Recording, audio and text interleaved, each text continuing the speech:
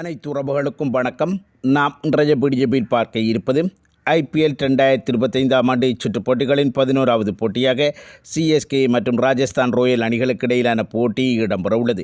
இந்த போட்டியிலே எந்த அணியினர் வெற்றி பெறக்கூடிய வாய்ப்புகள் காணப்பட்டது என்பது தொடர்பாகவும் மற்றும் இந்த போட்டிக்காக இந்த இரண்டு அணிகளும் எவ்வாறான ஒரு புள்ளைங்களவனை அமைத்துக் கொள்ள பூண்டார்கள் என்பது தொடர்பாகவும் நாம் முழுமையாக பார்க்கக்கூடியதாக காணப்படும்.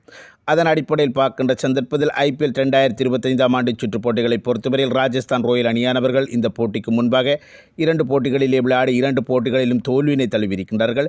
சிஎஸ்கே அணியினை பார்க்கின்ற சந்தர்ப்பத்தில் அவர்கள் 2 போட்டிகளிலே விளையாடி ஒரு போட்டியில் வெற்றினையும் இறுதியாக விளையாடிய போட்டியிலே தோல்வியினை தழுவியிருப்பதன் அடிப்படையில் இந்த 2 அணிகளுக்கும் இந்த போட்டியானது ஒரு தீர்க்கமான போட்டியாக அமைந்திருக்கின்றது. ஏனென்று பார்க்கின்ற சந்தர்ப்பத்தில் கட்டாயம் வெற்றியினை பெற வேண்டிய ஒரு கட்டாயத்தில் இந்த 2 அணிகளும் அமைந்திருப்பதன் அடிப்படையில் இந்த போட்டியானது ஒரு தீர்க்கமான போட்டியாக அமைவதோடு மிக விறுவிறுப்பான ஒரு போட்டியாகவும் அமைந்து கொள்ளக்கூடிய வாய்ப்புகள் காணப்படுது.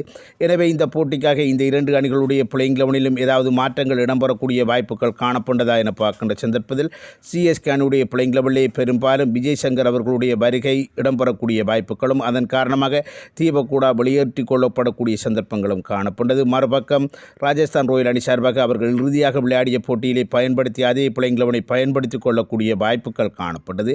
அதே போன்று இந்த போட்டி நடைபெறுகின்ற மைதானத்தினை பொறுத்தவரையில் இந்த மைதானமானது ராஜஸ்தான் ராயல் அணியினர் இந்த ஐபிஎல் 2025 ஆண்டு சுற்றுப் போட்டிகளில் ஒரு போட்டியில் விளையாடி அந்த ஒரு போட்டியிலும் தோல்வியினை தழுவியிருக்கிறார்கள். அதே போன்று ராஜஸ்தான் ராயல் அணியினர் மொத்தமாக இந்த மைதானத்தில் 5 போட்டிகளிலே விளையாடி அதில் ஒரு போட்டியில் மட்டுமே வெற்றினையும் ஏனைய போட்டிகள் தோல்வியினை தழுவியிருப்பது இந்த இடத்தில் ராஜஸ்தான் ராயல் அணியினருக்கு இந்த மைதானம் ஒரு சாதகமற்ற தன்மையினை கொடுத்திருக்கின்றது.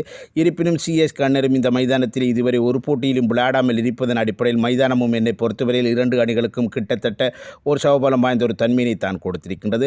அதே போன்று கடந்த காலங்களிலே சிஎஸ்கே மற்றும் இந்த ராஜஸ்தான் ராயல் ஆகிய 2 அணிகளும் ஒன்றுடன் ஒன்று 30 போட்டிகளிலே விளையாடி அதில் 16 போட்டிகளில் சிஎஸ்கே அணியினர் வெற்றினையும் 14 போட்டிகளிலே ராஜஸ்தான் ராயல் அணியினர் வெற்றினையும் பெற்றிருப்பதன் அடிப்படையில் பார்க்கின்ற சந்தர்ப்பத்தில் சிஎஸ்கே அணியினருக்கு கிட்டத்தட்ட நிகரான முறையிலே ராஜஸ்தான் ராயல் அணியினர் மிகச்சிறந்த பெறுபர்களை வெளிப்படுத்தியிருப்பதும் இந்த இடத்திலே 2 அணிகளுடைய அணி கட்டமைப்பினை பலப்படுத்தியிருக்கின்றது. அதே போன்று கடந்த 3 வருடங்களிலே பார்க்கின்ற சந்தர்ப்பத்தில் 2 அணிகளும் 4 போட்டிகளிலே விளையாடி அதில் ஒரு போட்டியில் மட்டுமே சிஎஸ்கே அணியினர் வெற்றினையும் 3 போட்டிகளிலே ராஜஸ்தான் ராயல் அணியினர் வெற்றினை பெற்றிருப்பது இந்த இடத்திலே ராஜஸ்தான் ராயல் அணியினருக்கு சாதகமான தன்மையினை கொடுத்திருந்தாலும் கடந்த ஐபிஎல் 2024 ஆண்டு சுற்றுப் போட்டிகளிலே இந்த 2 அணிகளும் ஒரு போட்டியிலே விளையாடி அந்த ஒரு போட்டியிலே சிஎஸ்கே அணியினர் வெற்றினை பெற்றிருப்பது இந்த இடத்திலே சிஎஸ்கே அணியினருக்கு ஒரு சாதகமான தன்மையினை கொடுத்திருக்கின்றது.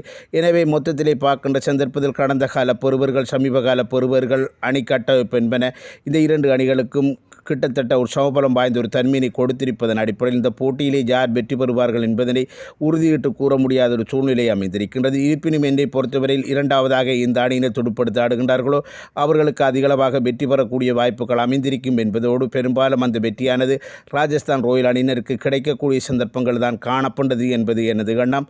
இது தொடர்பான தங்களுடைய கருத்துக்களை கமெண்ட் செக்ஷனில் தெரிவித்துக் கொள்ளுங்கள். மற்றும் வீடியோக்கு லைக் பண்ணுங்க, கமெண்ட் பண்ணுங்கள். நன்றி, வணக்கம்.